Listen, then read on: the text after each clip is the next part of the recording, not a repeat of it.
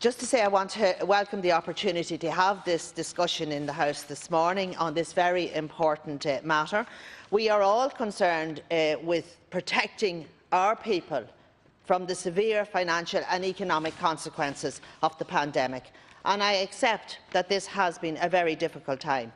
Since COVID-19 first arrived on our shores last March, the Government has at all times sought to support workers and families.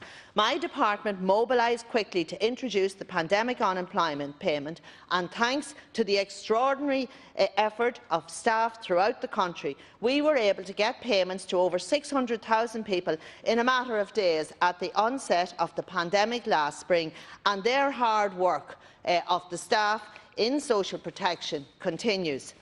And it's worth remembering, when the PUP was introduced, it was originally intended to be in place for a period of just 6 weeks. As we know now, it has been in place for over a year and beyond. Over 14 million payments have issued to over 820,000 people under the PUP to date, at a total cost of over £5.5 billion. A further 443,000 people have been supported under the wage subsidy schemes at a cost of €4.5 billion. That's a total of €10 billion. These supports are unprecedented in scale from any government in the history of the state, but they were and remain the right thing to do to protect workers and families throughout the country. It is worth noting that independent research from the ESRI has shown that these supports have been particularly effective at protecting those on lower incomes. I want to make it very clear today, the Government is absolutely committed to supporting those on low incomes with their home heating costs through the fuel allowance scheme and other supports. Over 372,000 households will be supported in the current fuel season, which started at the end of last September, and we will conclude in mid-April at a cost of over €300 million. In addition, 465,000 households receive an electricity or gas allowance of €420 per year through the household benefits package at a cost of €265 million annually. I want to build on these supports further, and that is why in Budget 2021 the fuel allowance was increased by €3.50 to €28, the highest ever weekly rate for fuel allowance. That measure took effect in January, which means the total value across a fuel season is now €784. By comparison, the winter fuel payment in Northern Ireland is between €100 and €300. Of course, the Government will continue to keep all of our supports under review, as we have done at all times throughout the pandemic. For example, the fuel allowance season last year was extended by 4 weeks at a cost of almost €37 million.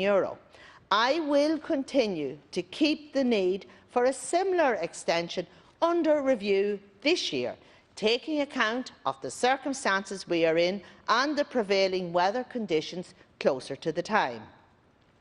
And I know it was raised here about women who had to give up work to do child-minding responsibilities. And can I just say, for those women who have to do that, they can't reach an arrangement with their employer, they can apply for the pandemic unemployment payment. The main issue with the Sinn Féin proposal, while accepting the spirit in which it is brought forward, is that it is not a targeted use of resources. For example, the fuel allowance has always been paid per household and not per individual, as suggested in this motion. If we were to accept the motion, you could have multiple fuel allowance payments going into the same house, regardless of whether it is needed or not. The total cost of the proposal would be €227 million, and whether we like it or not, this would obviously have a knock-on impact on the ability of the Government to fund other critical programmes. But not one Sinn Féin deputy has any consideration for this. For anybody who is expecting genuine difficulty in heating their home or who are experiencing genuine difficulty, support is available through the Supplementary Welfare Allowance Scheme. Indeed, my department is already providing targeted supports to people experiencing problems heating their homes through this scheme, with over 2,000 payments made in 2020. And while I know Sinn Féin mentions a €5 million fund, I think it's important to point out that the budget for the Supplementary Welfare Scheme is not capped. It is demand-led. It is operated on a discretionary and flexible manner by community welfare officers. My department actively promotes the availability of supplementary welfare allowance via its web and social media sites, through our network of intro offices and through the Citizens Information Services and MABs. The fact that people know about the supplementary welfare allowance and take it up as needed is shown by the fact that each year we spend about €120 million on it. The scheme serves the purpose for which it was originally established by Frank Cluskey, to support people who are experiencing genuine hardship.